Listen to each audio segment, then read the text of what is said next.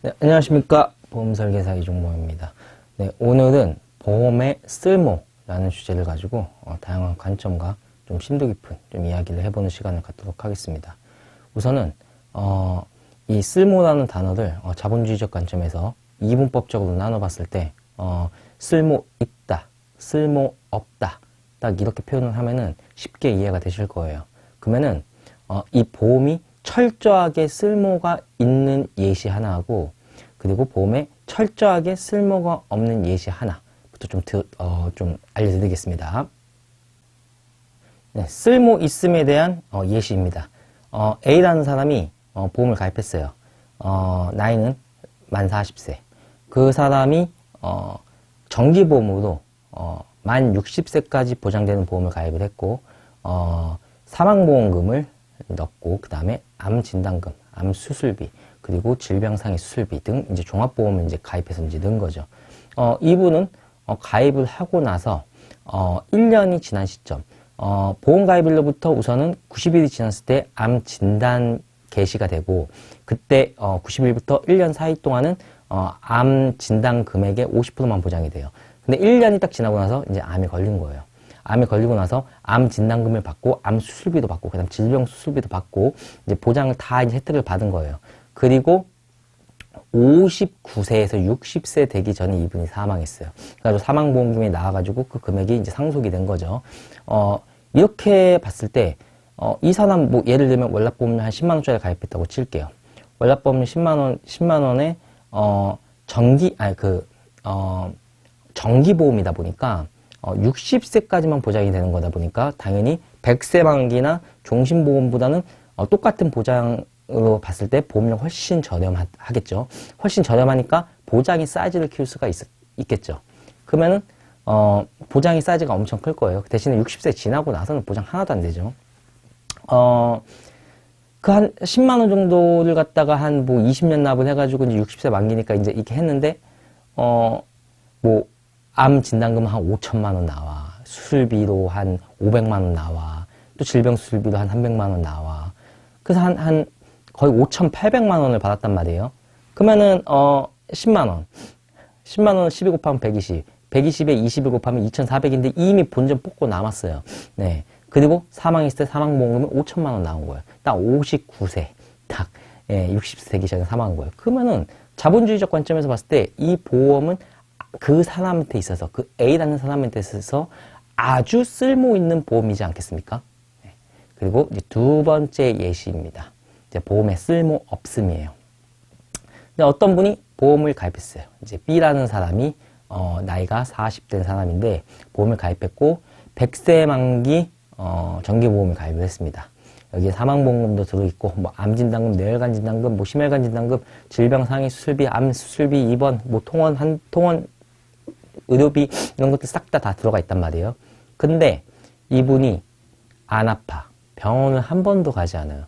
병원 한 번도 가지 않고 100살까지 산 거예요. 뭐 그럴 수도 있잖아요. 예. 그러고 나서 101살 될 때 사망했어요. 그럼 뭐야? 100살이 된 시점 때 이게 100세 만기이기 때문에 보장이 이제 끝난 거죠. 그래서 101세 되는 시점 때 사망했어요. 이 사람은 보험료를 납입을 하고 보장을 받는 게 하나도 없어요. 그러면 자본주의적 관점에서 봤을 때 이 보험은 쓸모없는 보험이 되겠죠. B라는 사람한테 있어서.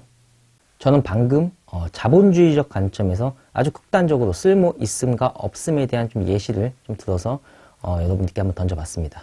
그리고 요번에는 이 쓸모라는 이 단어가 사람에 따라 가지고 이 쓸모가 다 다르다라는 이야기를 극단적으로 쓸모 있음과 없음으로 나눠서 좀 이야기해 보도록 하겠습니다. 네, 예를 들게요. 네.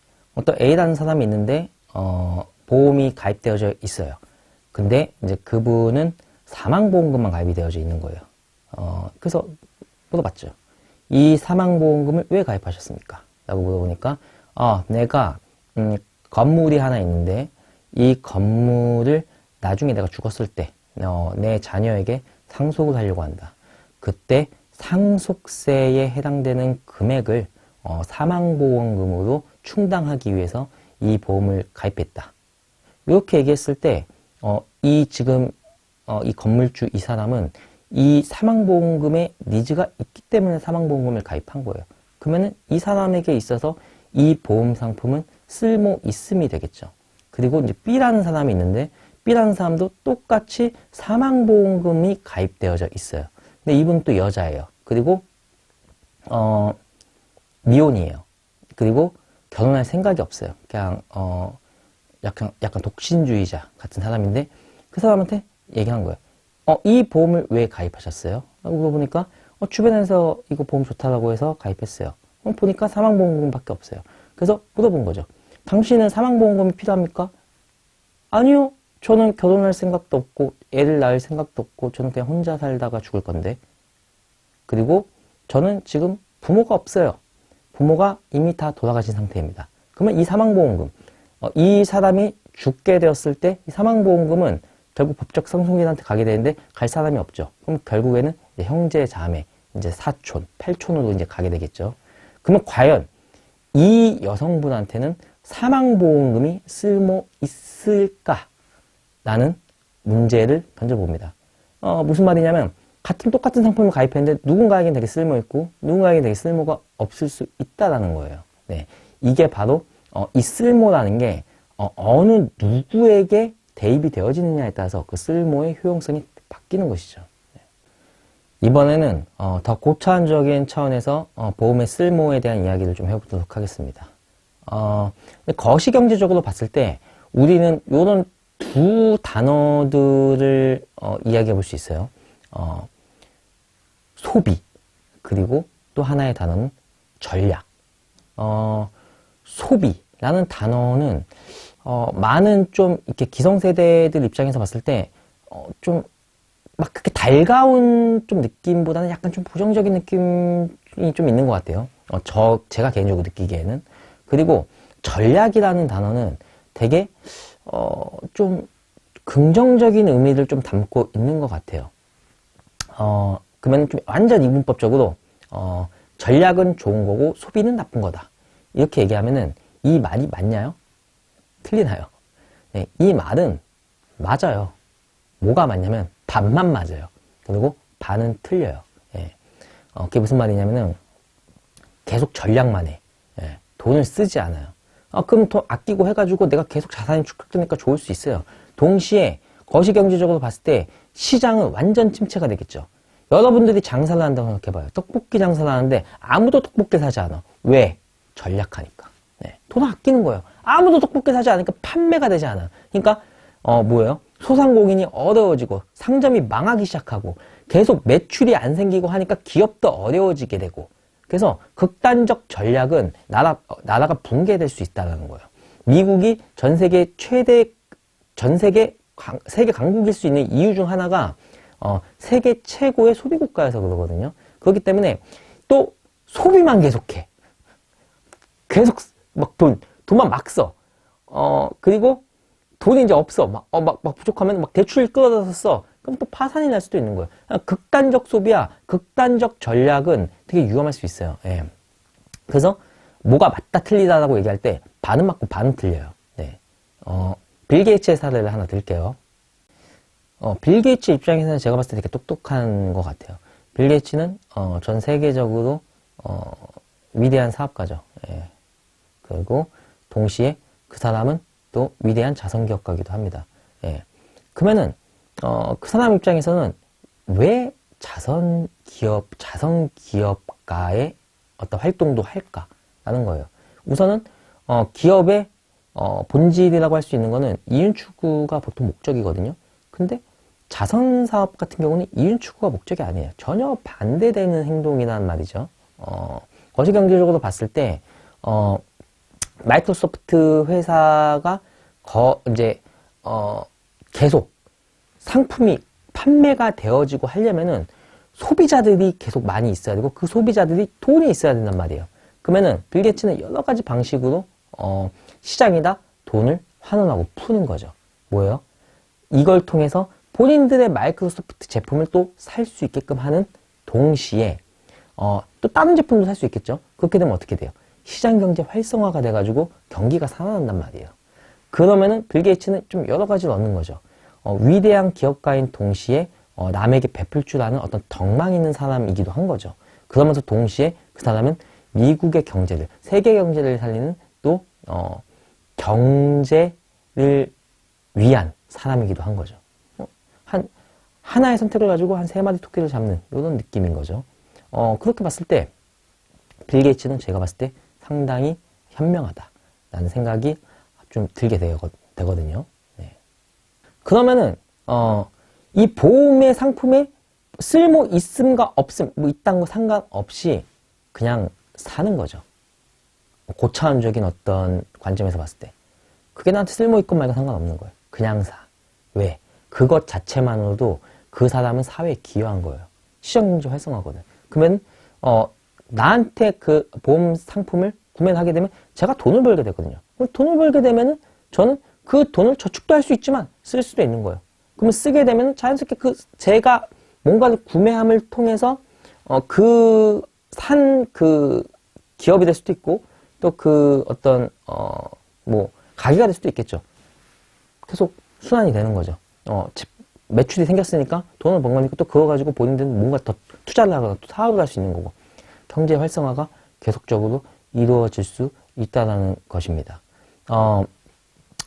제 이제 고객인데, 제가 이제 여러분들께서 제 유튜브를 좀 유심히 보면 아시겠지만서도 제가 음악도 한단 말이에요. 네. 근데 제가 처음에 음악을 배우려고 할 때 저는 제가 개인적으로 되게 멋있다라고 생각하고 되게 뭔가 그 음악 안에 그 정서가 저랑 좀 비슷하다고 생각하는 사람한테 좀 배우고 싶었어요.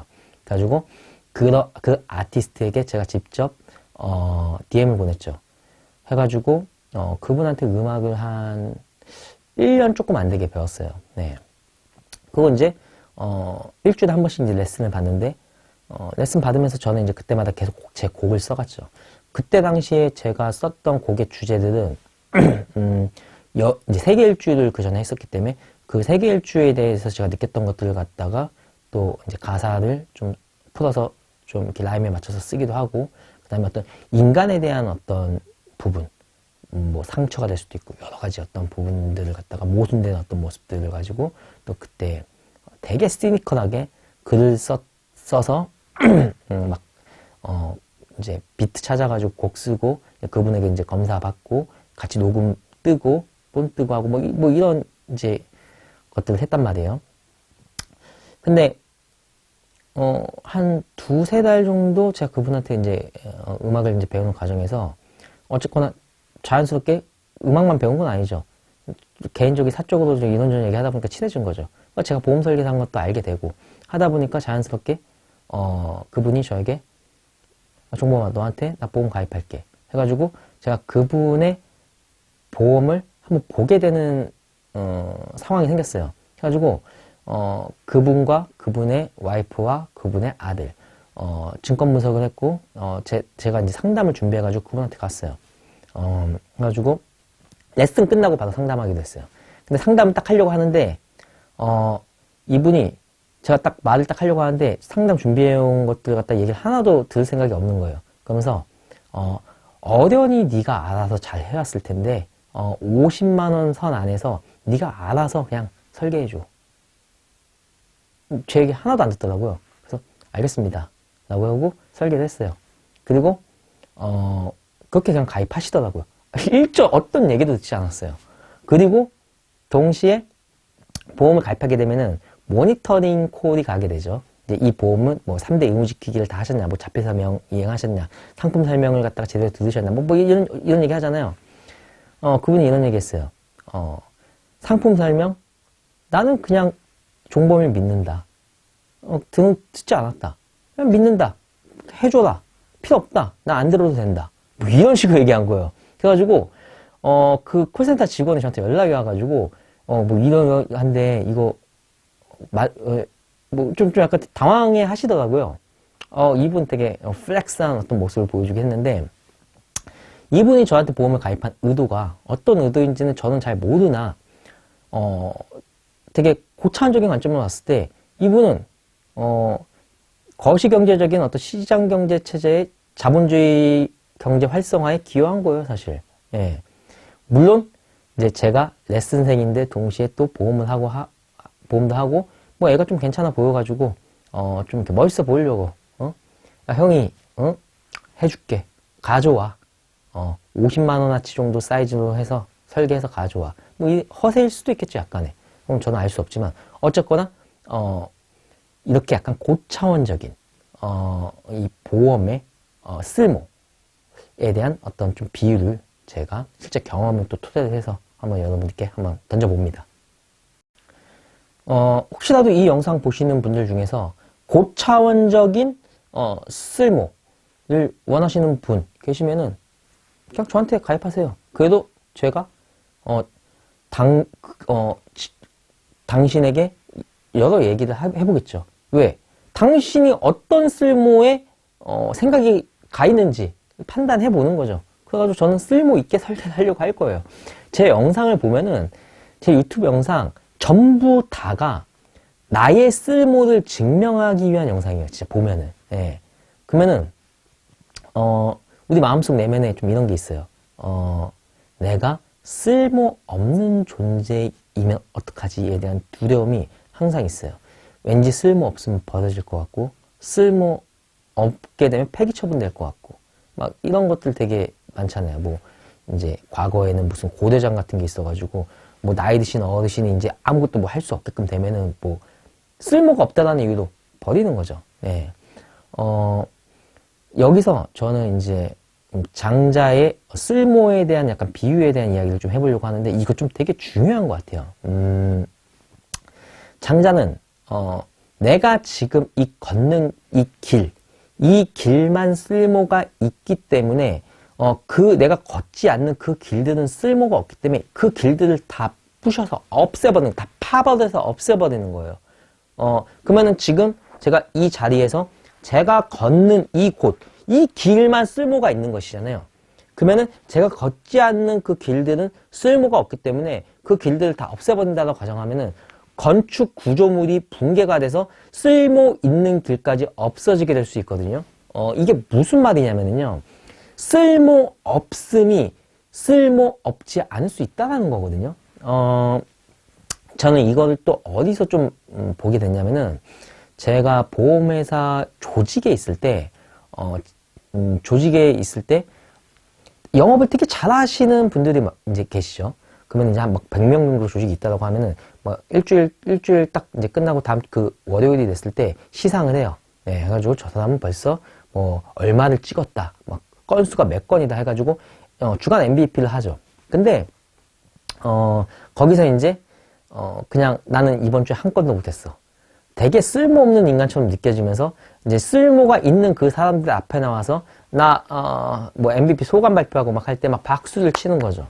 근데 그렇게 쓸모 있는 사람들도 쓸모가 없는 박수를 쳐주는 많은 사람들이 있기 때문에 그 사람이 쓸모가 있어지는 거거든요. 그렇기 때문에 쓸모 없어 보이는 그 존재들을 절대 무시하면 안 돼요. 왜냐면은 그들에 의해서 쓸모 있는 사람들이 돋보여지게 되거든요. 그래서 깔판을 절대 무시하면 안 돼요. 예.